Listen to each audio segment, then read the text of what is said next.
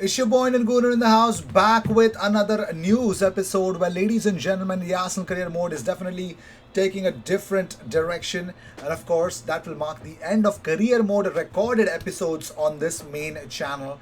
Here on, all the FIFA content will be coming up on the second channel, which will be pertaining to only gaming channel, of course, from IG. So stay tuned for that. Consider subscribing, the link of which is already in the description. And of course, you can follow me on my Instagram and Twitter, because from this week onwards, the coming week, that is from Monday itself, we will try to keep more and more engaging concepts wherein you guys will get the power to express your opinions about the world of football. So of course, there'll be more watch-alongs as more than the prescribed watch-alongs on my channel, and of course some really beautiful content. So stay tuned for that. So without any further ado, what do we have today for you? Of course, two difficult and different things to digest, two different midfielders linked to Arsenal again, and of course, not only that, Gabriel Martinelli has opened up about which country has he actually selected to represent internationally. So everything will be discussed. All you have to do, if you see this kind of content every single day of your life is dedicated to Arsenal, you know what, there's not always time for you to actually watch Arsenal games. It's too late at night, lots of things, but you can always catch up the watch alongs and of course the content that is posted on this channel. So what you got to do is subscribe and hit that bell icon. Well, yes, that is it. It just takes that. It doesn't even take money for you. But more importantly, let's just jump into the first news that we got here, is that if Arsenal beat Manchester City today, they will move to within 3 points of Liverpool. 3 points of Liverpool. And talking about Liverpool, they lost to Everton. Oh my God. They've lost 4 home games on a consecutive 4 home games for the first time since 1932. And the worst part is that Everton beat Liverpool at Anfield for the first time since 1999. How crazy is that stat? Jurgen Klopp. Oh my God, that is so crazy. I mean, it's a very oh my God, I don't even have words. It's a very bad situation. But since the turn of the year, Liverpool have not won a single game at Anfield.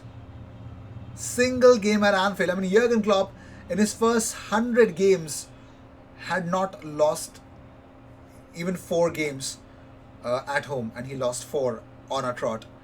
I mean, the defensive partnerships, oh my God, I don't even have words to describe it. So, moving on, here's what I have got to say about the rest of the news that we got here. Is about Gabriel Martinelli.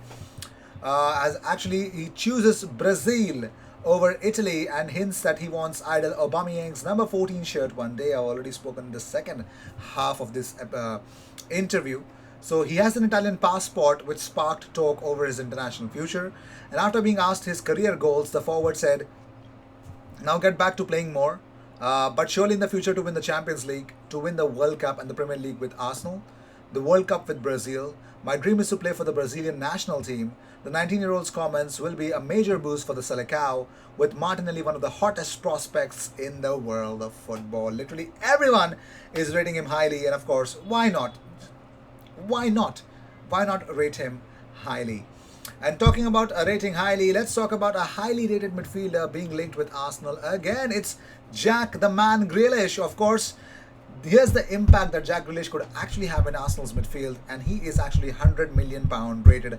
I'm pretty much sure if any club comes in with that much amount of cash, I'm pretty much sure Aston Villa will definitely let their captain leave. So Jack Grealish continues to be linked with Arsenal, and his attacking output highlights why he would be such a coup for Arsenal. Now, the most exciting player being tipped for a potential move to North London is none other than Aston Villa captain Jack Grealish.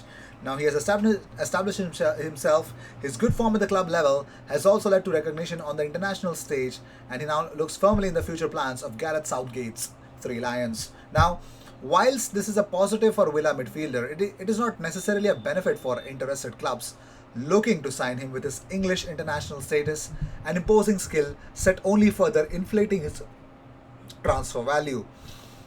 Despite the fact he wouldn't come cheap, his underlying performance numbers indicate that he would be worth every penny. And so far this season, he registered 6 goals and 10 assists. That breaks down to a high 0.73 goals or assists per 90. Now, furthermore, with a total of 8, he's also got the second highest expected assist total in the league, ahead of the likes of Manchester City's Kevin De Bruyne. You could see the stat already. Kevin De Bruyne, and behind only to Bruno Fernandes, who has had a transformational effect on Manchester United. Now, as things stand, Bukayo Saka ranks as Arsenal's best in his department, but he ranks way down in 27th with an XA of 3.3. Grealish's all-round ability to create is highlighted in the below-ranking Premier League players in terms of highest average number of shot-creating actions per 90. You could see Grealish has 6.1 and Kevin De Bruyne is first on that list with 6.48. Bruno Fernandes has is the third on the list with 5.14. Now, not even Arsenal players are much more closer to creating those kind of numbers. Now, the efficiency of Grealish's all-round attacking game beyond just creating short actions is highlighted in the below, which compares him to similar position players from across Europe's top 5 leagues from across the previous 12 months. Now you can see non-penalty goals, NPXG, total shots, assists, and XA. You can see Jack Grealish's scouting report is really, really astonishing for the last year. Moving on, so Arteta speaks a lot of investment to reboot the club, but that won't be an option in the summer. Kroenke described the club having a UCL wage bill on a Europa League budget.